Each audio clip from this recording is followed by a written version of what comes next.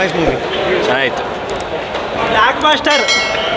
ಇಷ್ಟು ದಿನದಿಂದ ಪ್ರಭಾಸ್ಗಿದೆ ಸೂಪರ್ ಫಿಲಿಮ್.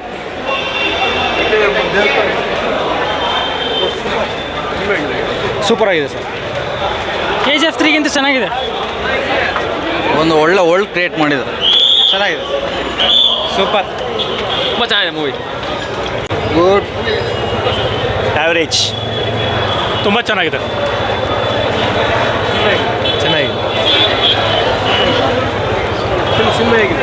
ಚೆನ್ನಾಗಿದೆ sir. Prashanth Neel mastermind sir. ಅವ್ರು ಪಾರ್ಟ್ 1ಅಲ್ಲಿ ಉಗ್ರಮಲ್ಲಿ ಏನೇನು ಮಿಸ್ ಮಾಡಿದ್ರು ಇದ್ರಲ್ಲಿ ತುಂಬಿಸೋರೆ. ಪಾರ್ಟ್ 2 ಅಲ್ಲಿ ಚೆನ್ನಾಗಿ ತೋರಿಸ್ತಾರೆ. ಏನು ಸರ್ ಫಿಲಮು, ಗೂಸ್ ಬಂಪ್ಸು, ಎಲ್ಲರೂ ಬಂದು ನೋಡೋಂಥ film. Prashanth Neel hats off, ಸಖತ್ತಾಗಿ ಮಾಡಿದ್ದಾರೆ ಸ್ಟೋರಿ. ಫಿಲಮ್ ತುಂಬ ಚೆನ್ನಾಗಿ ಹೋಗಿದೆ. ಸೆಕೆಂಡ್ ಪಾರ್ಟಿಗೆ ವೆಯ್ಟ್ ಮಾಡ್ತಾ ಇದ್ರಿ. Direction super. ಚೆನ್ನಾಗಿದೆ ಸರ್. ಚೆನ್ನಾಗಿದೆ. ಚೆನ್ನಾಗಿದೆ ಸರ್.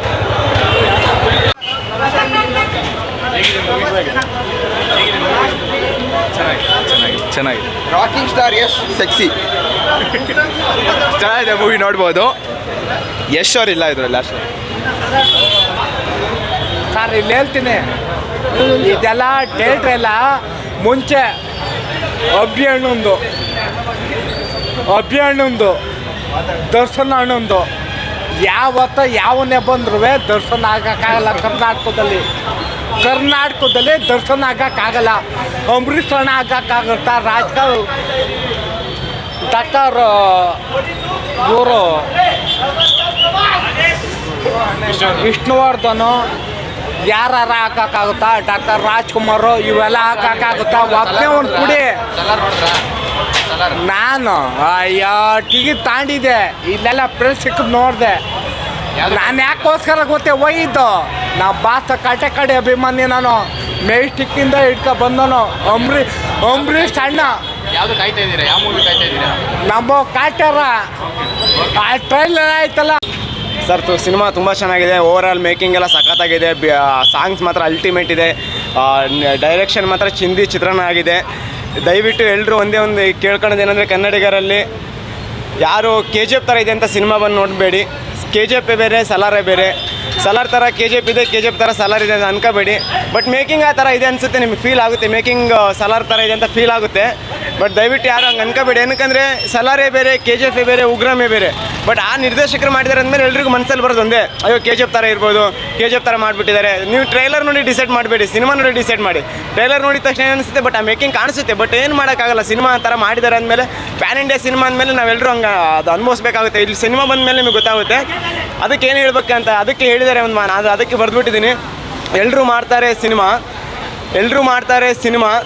ಆದರೆ ಈ ಸಿನಿಮಾ ನೋಡಿದ್ರೆ ಎಲ್ಲರೂ ಆಗ್ತಾರೆ. ಒಂದು ಸಾರಿ ಏನೋ ಹೇಳಕ್ಕೆ ಹೋದೆ, ನಾನು ಒಂದು ಸಲ ನೋಡ್ಬಿಡ್ತೀನಿ, ನನಗೆ ಅದು ಸಡನ್ನಾಗಿ ಹೇಳೋಕ್ಕಾಗಲ್ಲ. ನೋಡ್ಕೊಂಡು ಹೇಳ್ಕೊಂಡ್ರೆ ಎಲ್ಲರೂ ಮಾಡ್ತಾರೆ ಸಿನಿಮಾ. ಪ್ರಶಾಂತ್ ನೋಡಿ ಸಾರ್ಥಕವಾಯಿತು ಕನ್ನಡಿಗರ ಜನ್ಮ. ಎಲ್ಲರೂ ಮಾಡ್ತಾರೆ ಸಿನಿಮಾ. ಪ್ರಶಾಂತ್ ನೀಲ್ ನೋಡಿ ಸಾರ್ಥಕವಾಯಿತು ಕನ್ನಡಿಗರ ಜನ್ಮ.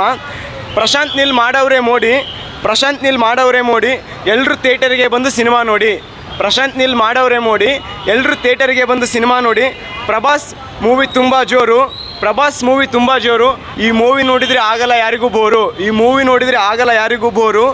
ಸಲಾರ್ ಮೂವಿ ನೋಡಿದ್ರೆ ಆಗ್ತಾರೆ ಸೈಕ್. ಎಲ್ಲರೂ ಹತ್ಕೊಂಡು ಬನ್ನಿ RX ಬೈಕ್. ಸಲಾರ್ ಮೂವಿ ನೋಡಿದ್ರೆ ಆಗ್ತಾರೆ ಸೈಕ್. ಎಲ್ಲರೂ ಹತ್ಕೊಂಡು ಬನ್ನಿ RX ಬೈಕ್. ದಯವಿಟ್ಟು ಕನ್ನಡ ನಿರ್ದೇಶಕರನ್ನ ಬೆಳೆಸಿ, ಕನ್ನಡಿಗರನ್ನ ಮೊದಲು ಬೆಳೆಸಿ.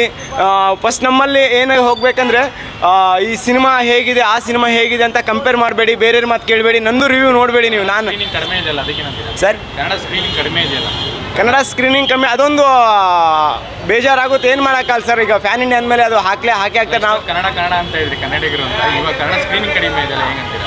ಸರ್, ಕನ್ನಡ ಸ್ಕ್ರೀನಿಂಗ್ ಕಮ್ಮಿ ಆಗಿದೆ. ಕಾರಣ ಏನಂದರೆ, ನಮ್ಮಲ್ಲಿ ಒಗ್ಗಟ್ಟಿಲ್ಲ. ಮೊದಲು ನಮ್ಮ ನಿರ್ದೇಶಕರಲ್ಲಿ, ನಮ್ಮ ಪ್ರೊಡ್ಯೂಸರಲ್ಲಿ, ನಮ್ಮ ಹೀರೋಗಳಲ್ಲಿ ಒಗ್ಗಟ್ಟಿಲ್ಲ. ಅದು ಒಗ್ಗಟ್ಟಿದ್ರೆ ಖಂಡಿತ ದಯವಿಟ್ಟು ಸಿನಿಮಾ ಆಗೇ ಆಗುತ್ತೆ, ಸ್ಕ್ರೀನ್ ಜಾಸ್ತಿ ಆಗುತ್ತೆ.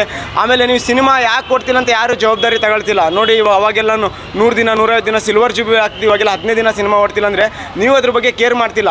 ಎಲ್ಲ ಬರ್ತಿರೋ ಪ್ರಮೋಷನ್ಗೋಸ್ಕರ ಸಿನಿಮಾ ನೋಡಿ ಅಂತೀರ. ಆಮೇಲೆ ಯಾರೋ ಹೀರೋ ನಾವು ಹೋಗ್ತಿದ್ರೆ ನಾವು ಸರ್ ಒಂದು ಫೋಟೋ ಅಂತ ಕೇಳಿದ್ರೆ ನೀವು ಫೋಟೋನೂ ಕೊಡಲ್ಲ. ಫೋಟೋ ಕೊಡಲಿದ್ರೆ ಬೇಜಾರು. ಸರ್, ತೆಲುಗು ನೋಡಿದೆ ನಾನು. ಇಲ್ಲಿ ತೆಲುಗು ಇರೋದಲ್ಲ ಸರ್, ಕನ್ನಡ ಇಲ್ಲಲ್ಲ. ಕನ್ನಡ ಇಲ್ಲ, ತೆಲುಗು ಇದೆ ಇಲ್ಲಿ.